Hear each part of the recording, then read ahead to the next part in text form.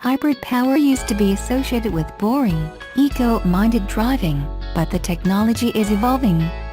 Having announced plans to electrify its entire range by 2019, Volvo has unveiled a hybrid that will warm the heart of motoring enthusiasts worldwide.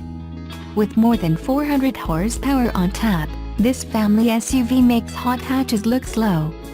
Given the popularity of mid-sized luxury four-wheel drives at the moment, it's not surprising to see manufacturers developing faster, more expensive versions for families in a rush. The new BMW X3 range is headlined by the 360 horsepower, 265 kilowatts, M40i, and Audi was arguably first to the segment with the SQ5.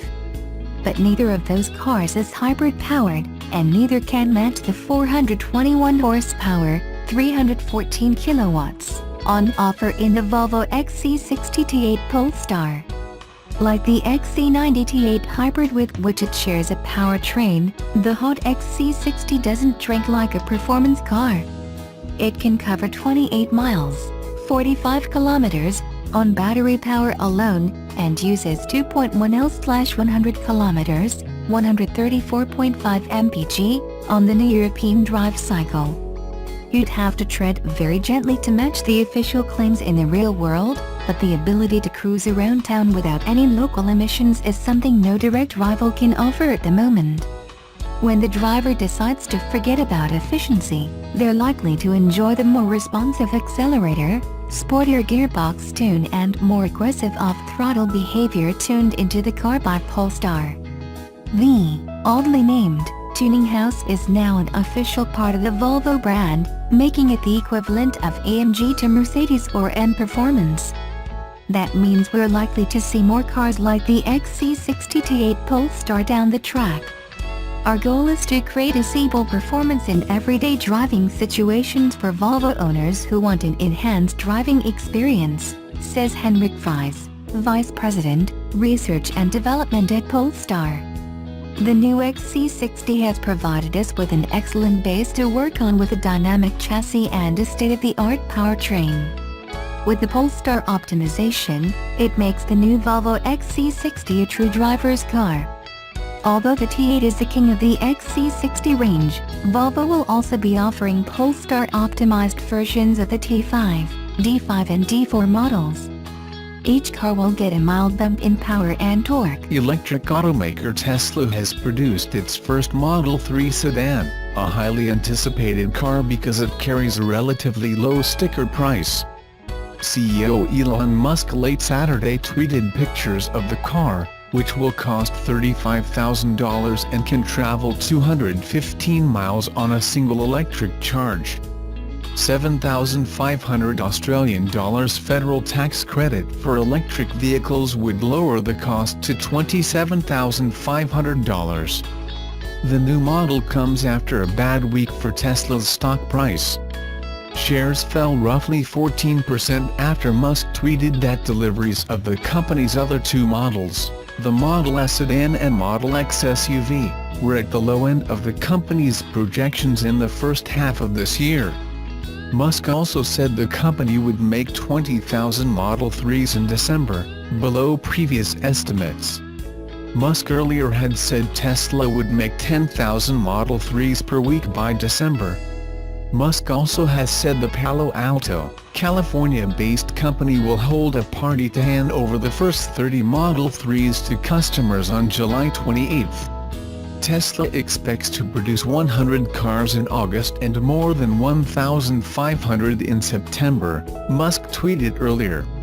While second-quarter deliveries rose 53% from a year ago, they still were about 12% below first-quarter deliveries.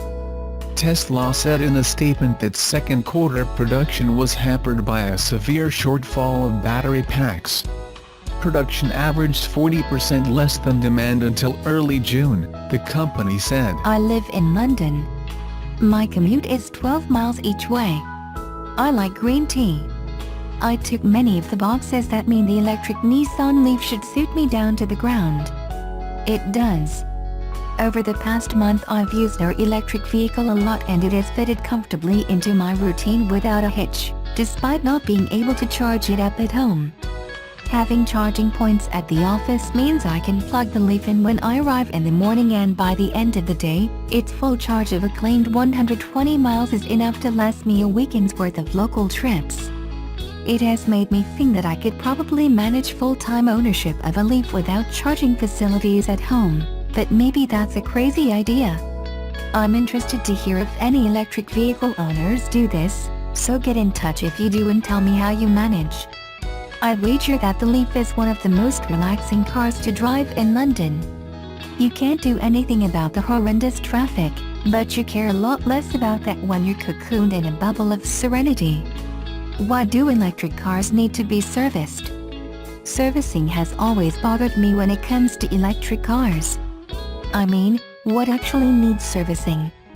Glance at the Nissan website and, amid the inevitable oil change and fluid checks, the only relevant work for a Leaf in the first service, due after 12 months or 18,000 miles, seems to be for screen wash.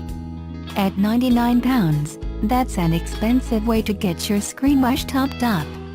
Still, I called up Ancaster Shepherd and Nissan, who were very helpful and explained that they also do a check on the battery condition and tires, so there's that. Despite all this, our Leaf isn't due a service for another few months. It has not yet hit 5,000 miles and feels as tight to drive now as it did brand new. It was actually a reader who got me thinking about it. Simon Williams got in touch to tell us about his 90,000-mile MK1 Leaf. I imagine the Nissan felt somewhat frumpy to drive, following on from his BMW 335d, but he's happy anyway, having saved around £7,000 per year on fuel and running costs. He also gets his car serviced at an independent garage and it costs barely anything.